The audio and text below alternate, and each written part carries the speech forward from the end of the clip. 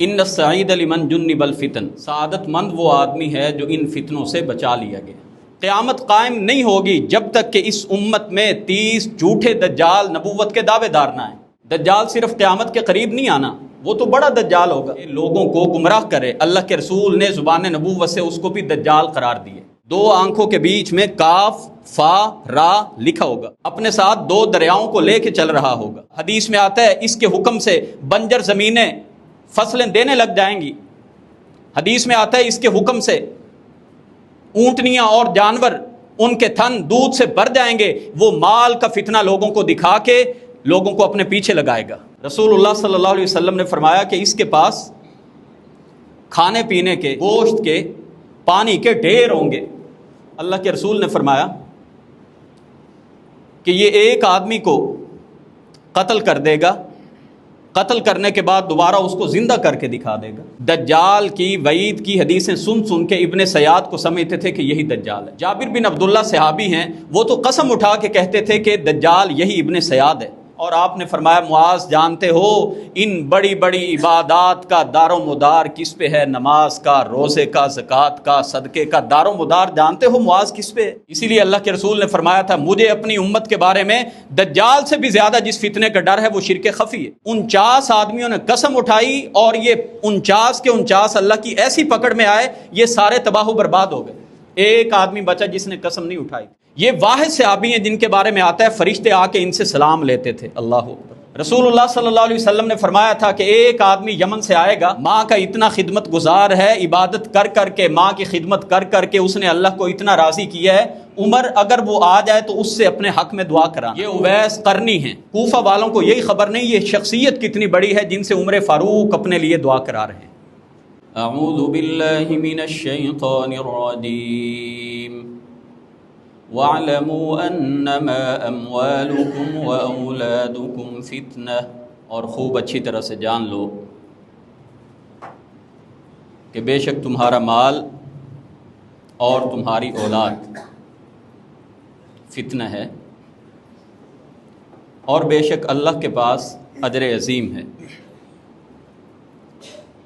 گزشتہ خطبہ میں فتنوں کے بارے میں رسول اللہ صلی اللہ علیہ وسلم نے امت کو جو آگاہی دی ہے چند باتیں آپ کی خدمت میں پیش کی تھی۔ رسول اللہ صلی اللہ علیہ وسلم جو بات جتنی اہم ہوتی اس کو اتنے تکرار کے ساتھ کیا کرتے تھے۔ اسی مناسبت سے میں اسی موضوع کو آج بھی انشاءاللہ جاری رکھوں گا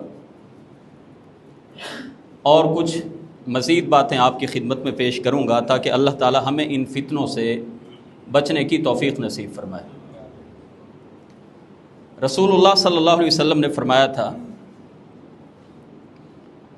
ان السعید لمن جنب الفتن، سعادت مند وہ آدمی ہے جو ان فتنوں سے بچا لیا گیا۔ آپ نے یہ الفاظ 3 مرتبہ فرمائے، وہ آدمی سعادت مند ہے جو ان فتنوں سے بچا لیا گیا۔ اور فتنے ہر دور میں مختلف رہے اور قیامت تک ان فتنوں کی نوعیت بھی بدلتی رہے گی، مگر ہر وہ چیز فتنہ ہے جو انسان کو آزمائش میں ڈالے، جو دینی طور پہ انسان کو کمزور کرے، دین سے دور کرے، بے دینی کا داعیہ انسان میں پیدا کر دے جس سے آدمی کی آخرت متاثر ہوتی ہو، ہر وہ چیز فتنہ ہے۔ قرآن کریم میں فتنہ تقریباً 10 مختلف معنی کے لیے استعمال ہوا ہے۔ فتنہ کا معنی کفر بھی ہے، شرک بھی ہے، فساد فی الارض بھی ہے۔ رسول اللہ صلی اللہ علیہ وسلم نے فرمایا جو ان فتنوں سے بچا لیا گیا وہ سعادت مند آدمی ہے، لیکن جو فتنوں میں مبتلا ہو گیا اور پھر وہ صبر کرتا رہا تو اس کے تو کیا ہی کہنے۔ رسول اللہ صلی اللہ علیہ وسلم نے انہی فتنوں کے بارے میں فرمایا تھا کہ فتنوں کے آنے سے پہلے اگر اللہ تمہیں فرصت کی گھڑیاں عطا کر دیں، کوئی نیکیاں جمع کر لو، نیک اعمال اکٹھے کر لو، فتنے جب آئیں گے اندھیری رات کے قطوں کی طرح، ٹکڑوں کی طرح ایسے چھائے ہوئے ہوں گے۔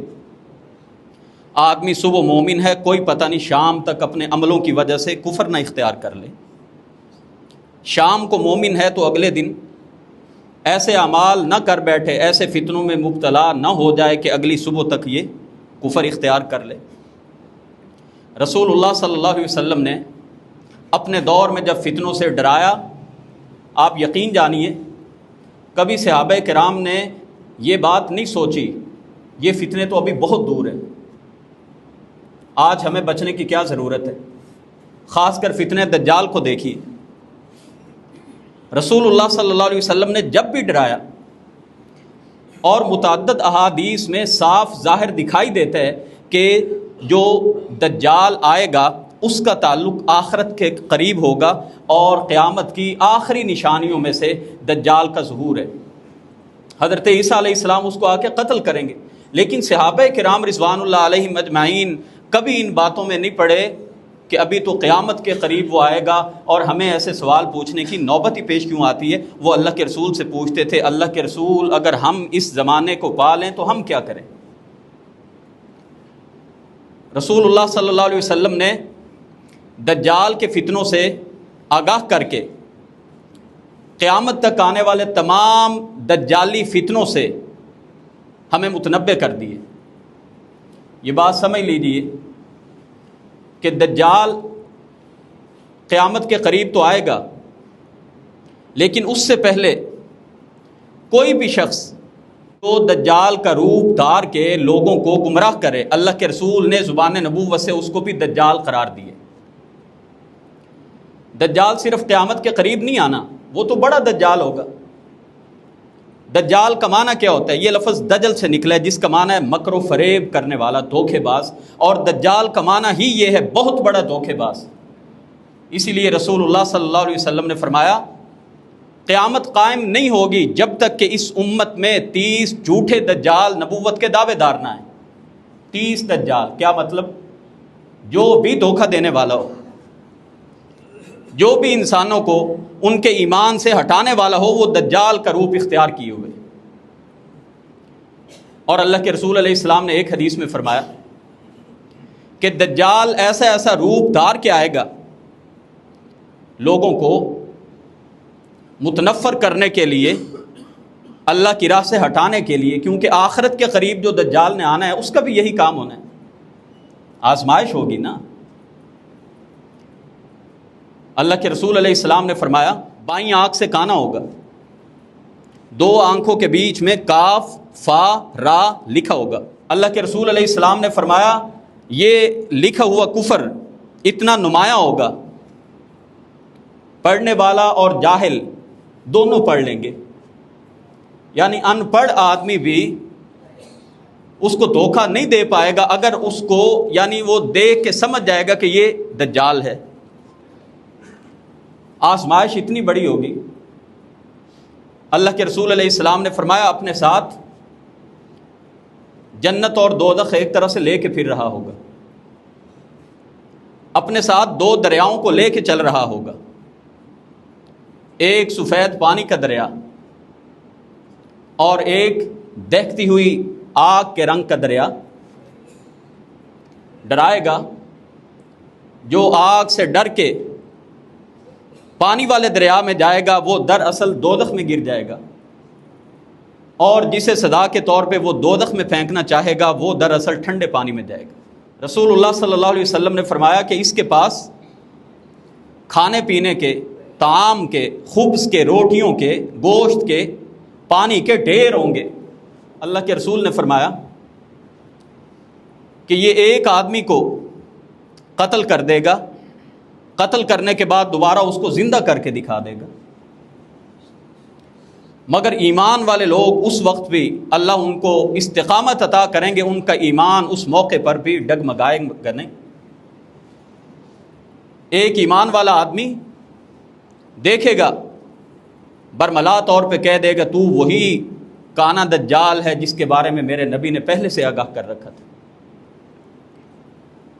دجال اپنے ساتھیوں سے کہے گا اگر میں اسے قتل کر کے دوبارہ زندہ کر دوں تو کیا تمہارا شک دور ہو جائے گا؟ کہیں گے بالکل۔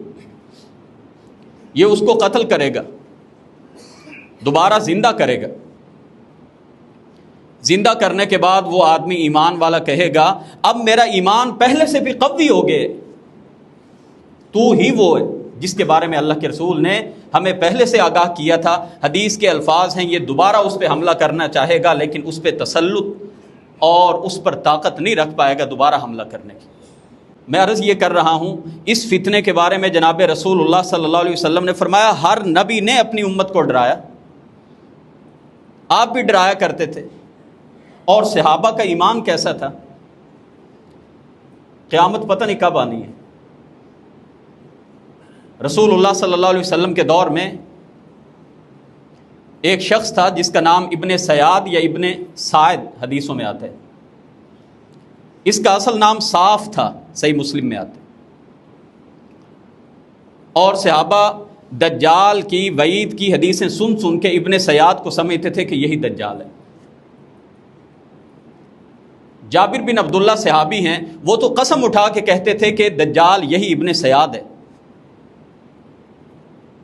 حضرت ابو سعید خدری کی روایت میں آتا ہے،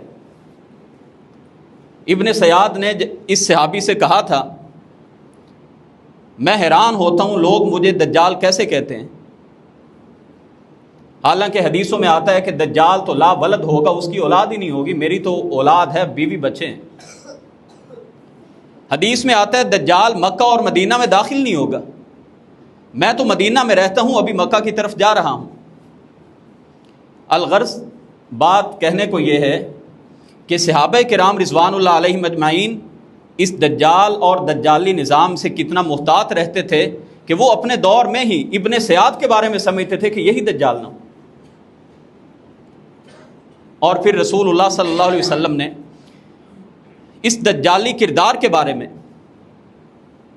لوگوں میں مکر و فریب، دھوکہ عام کرنا، اتنا صحابہ کرام کو ڈرایا۔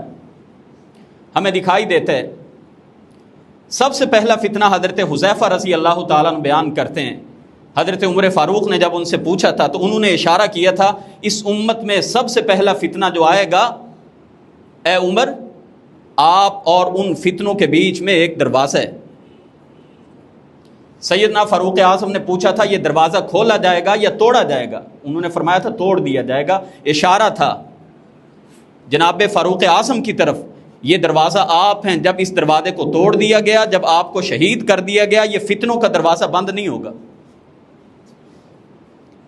صحابہ کرام رضوان اللہ علیہم اجمعین شہادت عثمان کو اس کے بعد بہت بڑا فتنہ سمجھتے تھے۔ سیدنا علی رضی اللہ تعالیٰ عنہ کے دور کی جو جنگیں ہوئیں بہت بڑے بڑے فتنے تھے، ان فتنوں میں مسلمانوں کو یہ سچائی نہیں دے رہا تھا، یہ سمجھ نہیں آ رہا تھا کس کا ساتھ دیں۔ سعد بن ابی وقاص رضی اللہ تعالیٰ عنہ سے جب کسی نے کہا تھا، عشرہ مبشرہ میں سے ہیں، آپ آگے آئیے، آپ نے فرمایا تھا مجھے ایسی تلوار لا کے دو جس کی دو آنکھیں ہوں، جس کے دو ہونٹ ہوں، جس کی ایک زبان ہو، جو بول کے کہے حق اس طرف ہے باطل اس طرف ہے، میں پھر تمہارے ساتھ جنگ کے لیے نکلوں گا۔ یہ فتنے تھے، کچھ سمجھ نہیں آ رہا تھا۔ اس کے بعد ہم امت میں دیکھتے ہیں فتنوں کی ایک کثیر تعداد ہمیں دکھائی دیتی ہے۔ فتنہ خوارج کتنا بڑا فتنہ تھا، آپ اندازہ کیجئے، صحابہ کرام پہ حملے کرنے والے تھے اور ان کے ایمان کو دیکھیں، جھوٹ بولنے کو کفر سے تعبیر کرتے تھے۔ اہل سنت کا یہ عقیدہ ہے کہ کبیرہ گناہوں کا مرتکب انسان کافر نہیں ہوتا، لیکن خوارج ایسے تھے، یہ سمجھتے تھے کبیرہ گناہ کرنے والا بھی آدمی کافر ہو جاتا ہے۔ بڑے بڑے عبادت گزار تھے، مگر یہی خوارج تھے جنہوں نے نعوذ باللہ ثم نعوذ باللہ جناب علی المرتضیٰ رضی اللہ تعالیٰ عنہ پہ کفر کے فتوے لگائے۔ ان خارجیوں میں سے تھا جس نے جناب علی المرتضیٰ رضی اللہ تعالیٰ عنہ کو شہید کیا۔ وقت کی کمی کے پیش نظر میں اس تفصیل میں نہیں جانا چاہتا جو پوری ایک تاریخ ہے فتنوں کی، ہمارے آج کے دور کے جو فتنے ہیں میں اس طرف آنا چاہتا ہوں۔ رسول اللہ صلی اللہ علیہ وسلم نے دجالی فتنوں سے بچایا. آپ نے فرمایا اگر کسی دور میں دجال آ جائے اس کے سامنے سورہ کہف کی ابتدائی آیتیں پڑھنا. اس دجالی دور میں، یعنی دجال کا معنی ہوا مکر و فریب کرنے والا، دھوکہ دینے والا، پتہ ہی نہ انسان کو چلے حق کس طرف ہے باطل کس طرف. جیسا اللہ کے رسول علیہ السلام نے ایک موقع پہ فرمایا ایسا دور آ جائے گا، ایسی چیزیں خلط ملط ہو جائیں گی، لوگ سچوں کو جھوٹا کہیں گے، جھوٹوں کو سچا کہیں گے. امانت دار آدمی ہوگا، دیانت دار آدمی ہوگا، اللہ والا آدمی ہوگا، لوگ اس کو خائن کہیں گے. اور پرلے درجے کا خائن بد دیانت آدمی، لوگ کہیں گے اس سے بڑا امانت دار بندہ ہی کوئی نہیں. کیسا دور ہوگا فتنوں کا. میں دیکھتا ہوں اس دور کو پرموٹ کرنے میں ہمارے میڈیا نے بڑا اہم کردار ادا کیا. جیسے میں نے عرض کیا، دجال کا معنی ہی یہ ہے مکر و فریب دینے والا، دھوکے باز. چاہے وہ کوئی شخص ہو، چاہے کوئی ادارہ ہو، چاہے کوئی پلیٹ فارم ہو، جو بھی یہ کردار ادا کر رہا ہوگا وہ دجالی کردار ادا کر رہا ہے. چیزوں کو خلط ملط کر دینا. اور یہی وہ فتنے جو انسان کی نیکیوں کے بڑے بڑے پہاڑوں کو تباہ کر دینے والے. اس میڈیا نے ہمارے اندر نفرتوں کی وہ آگ سلگائی جو آج سے 20, 30, 40 سال پہلے ہمیں دکھائی نہیں دیتی. اختلافات ہوتے تھے، آج ایک مسلک، ایک عقیدہ، ایک سوچ، ایک ایمان دین رکھنے والے، ایک قرآن کے پڑھنے والے، دو مسلمان ساتھ ساتھ میں کھڑے نماز پڑھنے والے. اس میڈیا اور سوشل میڈیا نے ایسی ان کے اندر آگ سلگا دی، یہ سیاسی طور پہ، یہ نظریات کے اختلاف کی بنیاد پہ ایک دوسرے کے دشمن بن گئے. 5 وقتہ نمازی، تہجد نماز کا بھی قضا نہ کرنے والا، یہ اس دجالی نظام کے ایسے شکنجے میں آیا، یہ گھنٹوں اپنے سیاسی قائدین کے حق میں دفاع کرنے والا بن گیا. گھنٹوں. اہل علم نے لکھا ہے کبیرہ گناہ 20 کا تعلق زبان کے ساتھ ہے. 20 کبیرہ گناہوں کا تعلق زبان کے ساتھ. جس زبان کے بارے میں جناب رسول اللہ صلی اللہ علیہ وسلم نے فرمایا تھا مجھے 2 باتوں کی گارنٹی دے دو، میں تمہیں جنت کی گارنٹی دیتا ہوں. ایک زبان کی گارنٹی دے دو، ایک شرمگاہ کی گارنٹی دے دو، میں تمہیں جنت کی گارنٹی دیتا ہوں. آج ہماری زبانوں کا استعمال کیسا ہے؟ معاذ ابن جبل کو رسول اللہ صلی اللہ علیہ وسلم نے جب بڑی بڑی نیکیوں کے بارے میں فرمایا تھا، سوال پوچھا تھا اللہ کے نبی میں جنت میں کیسے داخل ہو سکتا ہوں؟ آپ نے نماز، صدقہ، زکوٰۃ، روزہ، بڑی بڑی عبادات کا ذکر کیا اور آپ نے فرمایا معاذ جانتے ہو ان بڑی بڑی عبادات کا دار و مدار کس پہ ہے؟ نماز کا، روزے کا، زکوٰۃ کا، صدقے کا دار و مدار جانتے ہو معاذ کس پہ ہے؟ اللہ کے رسول علیہ السلام نے اپنی زبان کو پکڑ لیا. آپ نے فرمایا کف علیک ھذا، اس کو کنٹرول میں کر لو. سیدنا معاذ بن جبل رضی اللہ تعالیٰ عنہ نے پوچھا تھا وَإِنَّا لَمُؤَاخَذُونَ بِمَا نَتَكَلَّمُ، اللہ کے رسول جو ہم بات چیت کرتے ہیں اس پر بھی پکڑ ہوگی؟ اللہ اکبر. جناب رسول اللہ صلی اللہ علیہ وسلم نے فرمایا اور کون سی ایسی چیز ہوگی جس کی وجہ سے لوگ اوندے منہ نتنوں کے بل دوزخ میں گرائے جا رہے ہوں گے؟ وہ یہی زبان ہوگی. اس زبان سے، اس میڈیا کے ذریعے، میڈیا کی جھوٹی خبریں، جھوٹے کلپس دیکھ کے ہم نے اپنے سیاسی قائدین کے حق میں اپنا وقت برباد کیا، اپنی نیکیاں برباد کی. یہ میڈیا نے آ کے ایماندار آدمی کو متنازع بنا دیا. جس کے دل میں جو مرضی بات کر دیں، جو مرضی پروگرام کر دیں. نظام ان کے ہاتھ میں ہے نا، دجالی نظام ہے. اس دجالی نظام میں اگر آپ کھل کے بات کریں تو سوشل میڈیا پہ آپ کی ویڈیو فوری ریموو کر دی جاتی، چلنے نہیں دی جاتی. جتنا گند پھیلائیں گے کوئی وارننگ نہیں آئے گی. نظام تو ان کا ہے نا، دجالی نظام ہے سارا. تو جب ان کے گراؤنڈ میں جا کے کھیلیں گے تو پھر ان کی شرائط پہ کھیلنا پڑے گا. اسی لیے آپ کوئی بھی ایسی بات برملا طور پہ سوشل میڈیا پہ کر نہیں سکتے. کریں گے تو آپ کی ویڈیو ریموو ہو جائے گی، ڈیلیٹ کر دیں گے، وارننگ آ جائے گی. لہذا اس نظام میں مسلمانوں کو تباہ کرنے کے لیے یہ چیز باقاعدہ طور پہ مارکیٹ میں لائی گئی، اور اس میڈیا نے ہمارے اندر اس فتنے کو جو اللہ کے رسول نے فرمایا تھا، ہر امت کا کوئی نہ کوئی فتنہ تھا پہلے بھی، وفتنۃ امت المال، میری امت کا بہت بڑا فتنہ مال ہے. یہ فتنہ تو ہر دور میں تھا، لیکن اس میڈیا نے آ کے اس فتنے کو ہمارے اندر اور زیادہ بیدار کر دیا، ایکٹیو کر دیا. کس انداز میں؟ خود نمائی ہمارے اندر بہت زیادہ آ گئی. میں نے مہنگا لباس لیا، میں نے اس کی تشہیر میڈیا پہ کرنی ہے. حلال کمانے والا، غربت میں زندگی گزارنے والا، اس نے اس آدمی کے لباس کو دیکھا، اس کے اندر داعیہ پیدا ہوا، میں بھی اس جیسا لباس بناؤں. ایک آدمی نے گاڑی خریدی، ایک آدمی نے موبائل خریدا، اس نے سب سے پہلے اٹھا کے میڈیا پہ ڈالا.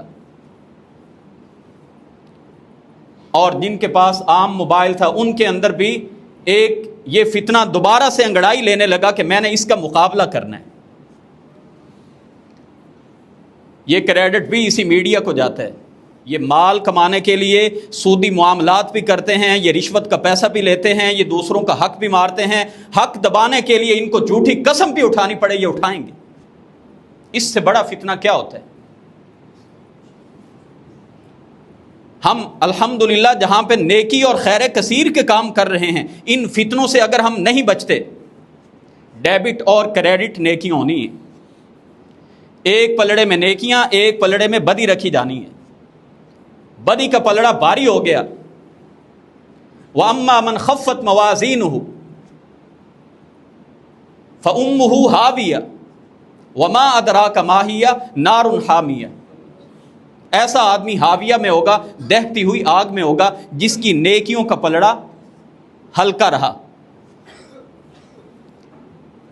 تو ہماری نیکیوں کے بیگ جو ان میں سوراخ ہیں ان کو بند کیجیے. اللہ اور اس کے رسول پر ایمان رکھنے والا وہ سمجھتا ہے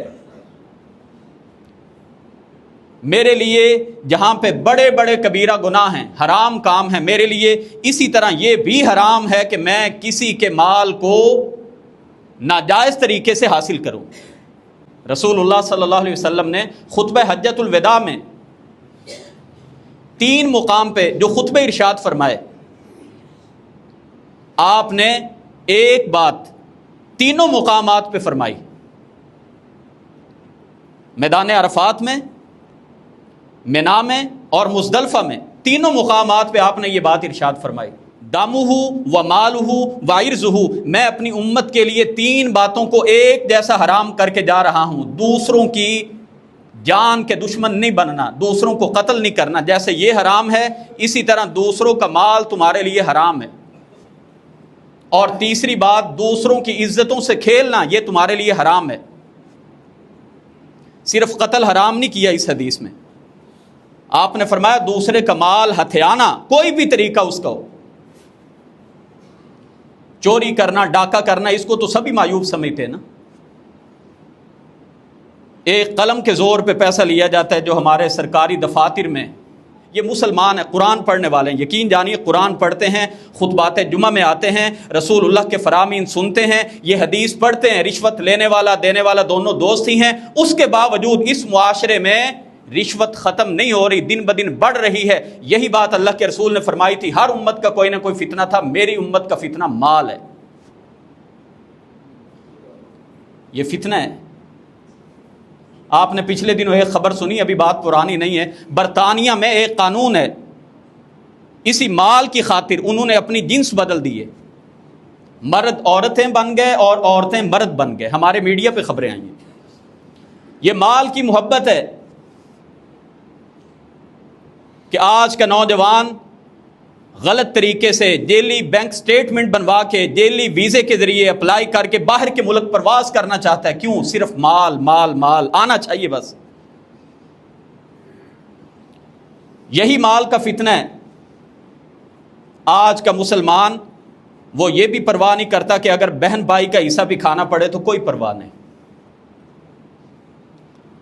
اور اللہ کے رسول علیہ السلام نے فرما دیا کسی کا حق اگر کھا رکھا ہے دنیا میں واپس کر دو, آخرت میں دینے کے لیے دینار درم پیسہ نہیں ہوگا. آخرت میں کیا ہوگا؟ تمہاری نیکیاں لے کے اللہ ان کو دے دے گا. زندگی بھر کی بڑی بڑی نیکیاں اس فتنے کی نظر ہو گئیں جس فتنے نے اس آدمی کو دوسروں کا حق کھانے پہ مجبور کر دیا. ہمارے ہاں جب بھی کوئی تنازع ہوتا ہے, اسلام نے ہمیں بنیادی رہنمائی یہ دی ہے, جب بھی معاملہ کرنے لگو وَأَشْهِدُوا ذَوَيْ عَدْلٍ مِّنْكُمْ, 2 گواہ مقرر کر لو. اب خاندانی معاملات میں گواہ نہیں ہوتے, عدالتوں میں فیصلے اسی بنیاد پہ ہوتے ہیں. البینۃ علی المدعی, جو دعویٰ کرے گا یہ گواہ پیش کرے گا, چاہے افراد کو پیش کرے, چاہے رجسٹری کو پیش کرے, یا کوئی اسٹامپ پیپر پیش کرے. اور جس پر دعویٰ کیا جا رہا ہے اگر دعویٰ کرنے والا اس کے پاس گواہ نہیں ہے وہ قسم اٹھائے گا. والیمین علی من انکر, یعنی مدعا علیہ جو ہے اگر وہ مدعی کے دعوے کو غلط ثابت کرنے کے لیے قسم اٹھائے گا. یہ 2 ہی چیزیں ہیں. آپ اندازہ کیجئے کہ قسم کتنی بڑی چیز ہے کہ اگر ایک آدمی کسی پہ دعویٰ کر رہا ہے تو وہ آدمی اگر آگے سے قسم اٹھا دے معاملہ دفع رفع ہو جائے گا. اب اس کا معاملہ اللہ کے سپرد ہے. اللہ کے رسول علیہ السلام نے فرمایا کہ جس نے جھوٹی قسم اٹھا کے کسی کا حق غصب کیا, جھوٹی قسم اس نے اٹھائی, یہ قیامت کے روز آئے گا, اللہ اس پہ غضبان, اللہ اس پہ غصے میں ہوگا. ہماری عدالتوں میں جتنے ویلے آدمی ہیں جن کو کام نہیں ملتا, ان کو 500 روپے کے عوض میں جتنی مرضی جھوٹی قسمیں اٹھوا لیں. یہ ہمارا اسلامی معاشرہ ہے, یہ ہماری عدالتیں. اندازہ کریں. اب ایک حدیث میرے ذہن میں آ رہی ہے, میں اس کا مفہوم بیان کر دیتا ہوں. صحیح بخاری یا صحیح مسلم کی حدیث ہے. حضرت عمر فاروق رضی اللہ تعالیٰ عنہ کی عدالت میں ایک معاملہ پیش ہوا. ایک آدمی قتل ہو گیا تھا, اور جب اندھا قتل ہو جائے اور اس اندھے قتل کے کوئی شواہد نہ ملے تو جن کا قتل ہوا ہے وہ اگر کسی پہ الزام لگا دیں تو اس خاندان کے 50 افراد قسم اٹھاتے ہیں. اس کو بولتے ہیں القسامہ. اگر اس خاندان کے 50 لوگ قسم اٹھا دیں تو اس کے بدلے میں ان کا آدمی پکڑ لیا جائے گا قتل میں. بنو حذیل ایک قبیلہ تھا, انہوں نے اپنے فرد کو اپنی قوم سے نکال دیا, یمن میں گیا, اس کو قتل کر دیا گیا.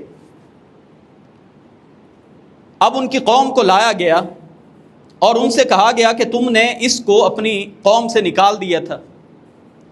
ان کے 49 آدمیوں نے قسم اٹھائی. قسامہ میں 50 لوگوں نے قسم اٹھانی ہوتی دعویٰ سچا ثابت کرنے کے لیے. 49 آدمیوں نے قسم اٹھا دی, اور ایک قبیلے کا آدمی ایسا تھا جو ڈر گیا. اس نے کہا بھی میں قسم نہیں اٹھاؤں گا, میرے ایک آدمی کے بدلے میں 1000 درم یہ میں دیت دینے پہ تیار ہوں, میں قسم نہیں اٹھاؤں گا. یہ سارے افراد 50 کے 50 جا رہے تھے. بارش ہوئی اور ان سب لوگوں نے غار میں پناہ لی, اور غار ان سب بندوں کے اوپر گری. 49 آدمی جنہوں نے قسمیں اٹھائی تھیں یہ سارے کے سارے ہلاک ہو گئے. صرف ایک آدمی بچا جس نے قسم نہیں اٹھائی تھی. اب آپ اس سے یہ اندازہ کریں کہ جھوٹی قسم اٹھانا, ان 49 آدمیوں نے قسم اٹھائی اور یہ 49 کے 49 اللہ کی ایسی پکڑ میں آئے, یہ سارے تباہ و برباد ہو گئے. ایک آدمی بچا جس نے قسم نہیں اٹھائی تھی. اب آج اگر بات قسم پہ آ کے ختم ہو جائے تو کیا ہم مال کو ترجیح دیتے ہیں, پلاٹ کو, پراپرٹی کو ترجیح دیتے ہیں, یا ہم قسم کو ترجیح دیتے ہیں؟ یہ مال کا فتنہ ہی ہے. بہرحال اللہ تعالی ہمیں اس فتنے سے محفوظ رکھے. اس مال کے فتنے نے دیکھیں اس میں اہم کردار اس دجالی میڈیا کا ہے جس نے ہر چیز کو پبلک کا لا کے کر دیا, ہم نے بھی جو چیز خریدی دنیا میں جس جگہ پہ گئے, کہیں پہ سیر و سیاحت پہ گئے, پہلی چیز اسٹیٹس پہ لگانی ہے. دوسرا دیکھ کے کہے گا یار میں نے بھی جانا ہے. غریب آدمی جو تھا جس کے پاس گھر کے معاملات چلانے کے لیے اخراجات نہیں تھے, وہ بھی مقابلے کی دوڑ میں شامل ہو گئے. اسی دجالی میڈیا نے ایک اور جو مکر و فریب اور دھوکے کے ساتھ معاملات کیے, وہ شہرت پسندی کا فتنہ ہے, وائرل ہونے کا فتنہ ہے. اللہ کے رسول علیہ السلام نے تو فرمایا تھا, جو چاہتا ہے شہرت کا لباس, جو پہننا چاہتا ہے شہرت کا لباس, اللہ اس کو قیامت کے روز ذلیل و خوار کر کے اٹھائے گا. اللہ اس کو دوزخ کی آگ میں دہکائے گا. آج اس میڈیا پہ ہر آدمی وائرل ہونے کے لیے الٹی سیدھی حرکتیں کرتا ہے. نہ مرد و زن میں فرق ہے, نوجوان لڑکا ہو یا لڑکی ہو وائرل ہونا چاہتے ہیں, ویوز حاصل ہونے چاہیے. تو یہ کون سی کامیابی ہے وائرل ہونا؟ قرآن کریم میں تو اللہ تعالیٰ نے فرمایا ہے منہم من قصصنا علیک ومنہم من لم نقصص علیک. پیغمبروں میں سے کچھ پیغمبر ایسے ہیں جن کا ہم نے ذکر تک نہیں کیا, پتہ ہی کوئی نہیں ان کا نام کیا تھا. نعوذ باللہ, کیا وہ ناکام گئے؟ حدیث میں آتا ہے قیامت کے روز جب پیغمبر آئیں گے, کچھ پیغمبر ایسے ہوں گے جن کی ساری زندگی کی کوششوں کے بعد ایک امتی ساتھ ہوگا, صرف ایک امتی. کسی کے ساتھ 5 امتی ہیں, کسی کے ساتھ 10 امتی ہیں. یہ آج ایک عجیب و غریب ہمارا ڈرامہ شروع ہوا ہے. ہم سمجھتے ہیں میرے اتنے فالوورز ہیں اور میں اتنا وائرل ہوں تو شاید میں کوئی اتنا ہی بڑا اسکالر بن گیا. یہ کوئی حق پہ ہونے کی دلیل نہیں ہے, بلکہ اگر وائرل ہونا ہی حق پہ دلیل ہو تو پھر آپ دیکھیں جو ڈرامے بنانے والے ہیں, جو سنگر ہیں, ذرا ان کے آپ فالوورز دیکھیں کتنے ہیں. تو اس فتنے نے بھی آ کے آج حق اور باطل میں اس تمیز کو ختم کر دیے. اللہ والوں کا معیار کیا ہوتا ہے یہ تو اپنا نام بھی نہیں بتاتے. عمران بن حسین کی روایت پہ میرے ذہن میں آ رہی ہے, یہ واحد صحابی ہیں جن کے بارے میں آتا ہے فرشتے آ کے ان سے سلام لیتے تھے. اللہ اکبر, سلام لیتے تھے. عمل کیا تھا وہ بھی صحیح مسلم میں آتا ہے. ان کو بواسیر کا مرض تھا, پائلز کا. شدت اتنی تھی کہ یہ صبر جب کرتے تھے تو ان سے آ کے فرشتے سلام کیا کرتے تھے. کہتے ہیں جب میں نے دغوایا, داغ لگوایا آگ سے جو منع تھا, تو پھر فرشتوں نے سلام لینا بند کر دیا. جب دوبارہ میں نے اس عمل کو چھوڑ دیا, دوبارہ فرشتے مجھ سے آ کے سلام لیتے تھے. اب وہ کوئی بات بیان کر رہے تھے, اپنے بعد کسی کو یہ روایت بیان کر رہے تھے, اور انہوں نے فرمایا دیکھو اگر میں زندہ رہوں تو یہ روایت کسی کو بیان نہ کرنا. خود پسندی, عجب کا مرض میرے اندر نہ آ جائے, لوگ کہیں یہ اپنی باتیں خود ہی بتا رہے ہیں. اگر میں زندہ رہوں میری یہ بات تم نے لوگوں سے بیان نہیں کرنی کہ فرشتے مجھ سے سلام کرتے تھے. ہاں اگر میں مر جاؤں چاہے پھر اس کو بیان کروں. اور اصل میں اس کے بعد ایک اگلا ایک اور مسئلہ تھا جس کے شروع میں انہوں نے یہ بات بتائی تھی. اویس بن عامر کا واقعہ آپ نے سن رکھا ہے, جن کو اویس قرنی بھی کہتے ہیں. صحیح مسلم کی حدیث میں آتا ہے رسول اللہ صلی اللہ علیہ وسلم نے فرمایا تھا کہ ایک آدمی یمن سے آئے گا, اے عمر ماں کا اتنا خدمت گزار ہے, عبادت کر کر کے, ماں کی خدمت کر کر کے اس نے اللہ کو اتنا راضی کیا ہے, عمر اگر وہ آ جائے تو اس سے اپنے حق میں دعا کرانا. جو بھی قافلہ آتا تھا عمر فاروق پوچھتے تھے تم میں اویس ہے. جب ایک قافلے میں اویس مل گئے, ساری نشانیاں پوچھی جو اللہ کے رسول نے بتائی تھی. آپ نے فرمایا میرے حق میں دعا کرو. انہوں نے دعا کی. اویس سے پوچھا کہاں جانا چاہتے ہو؟ کہنے لگے میں تنہائی کی زندگی کوفہ میں گزارنا چاہتا ہوں. فرمایا اگر کہو تو میں گورنر کوفہ کے نام ایک خط لکھ دوں.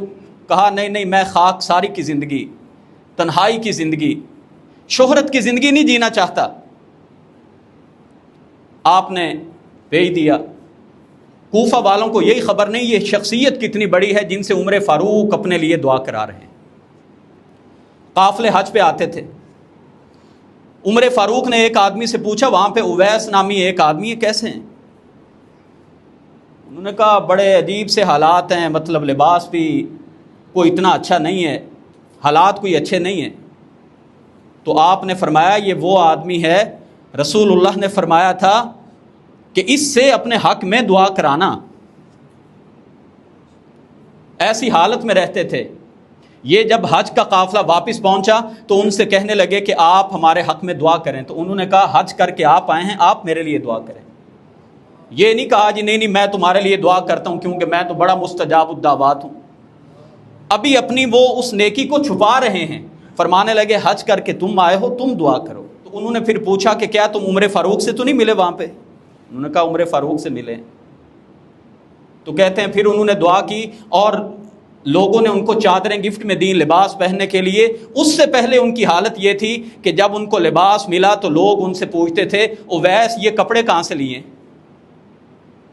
پہلے حالت یہ تھی، لباس ایسا تھا جب اچھا لباس پہنا تو لوگ تعجب سے پوچھتے تھے اویس یہ لباس کہاں سے لیے؟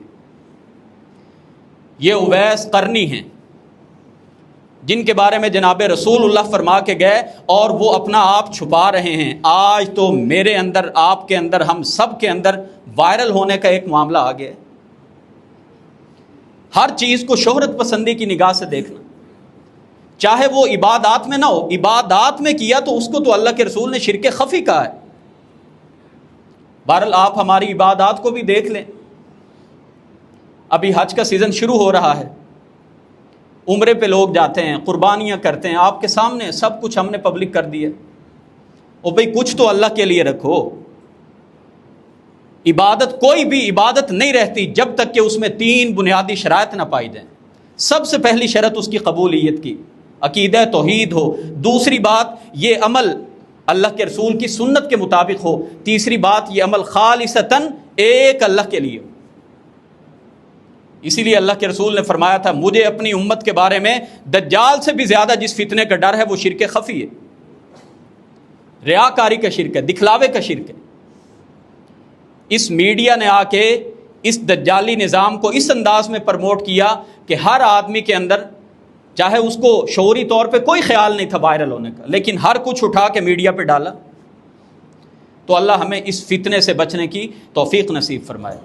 اس ہر چیز کو جب میڈیا پہ ہم لے کے آئے، ہمارے اندر تجسس نے جنم لیا، دوسروں کی زندگیوں میں نگاہیں ڈالنا، فلاں کے پاس کیا سرمایہ ہے، فلاں کیا کما رہا ہے، فلاں نے کیا پہن رکھا ہے، اس نے جوتی اتنی مہنگی لی ہے۔ آج ہمارے میڈیا پہ ڈسکس ہو رہی ہیں تو یہ چیزیں ہو رہی ہیں۔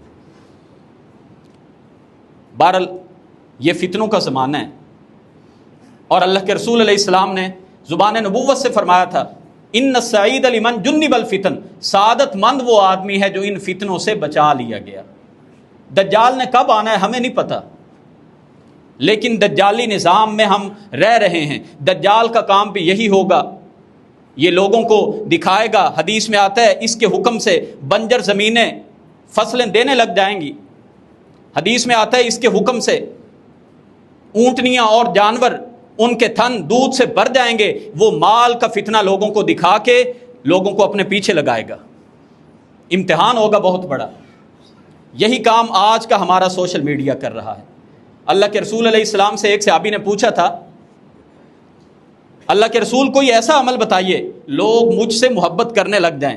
آپ نے فرمایا تھا وَازْهَدْ فِي مَا عِندَ النَّاسِ يُحِبُّكَ النَّاسِ، لوگوں کے پاس جو کچھ بھی ہے اس سے منہ پھیر لو، لوگ تم سے محبت کریں گے۔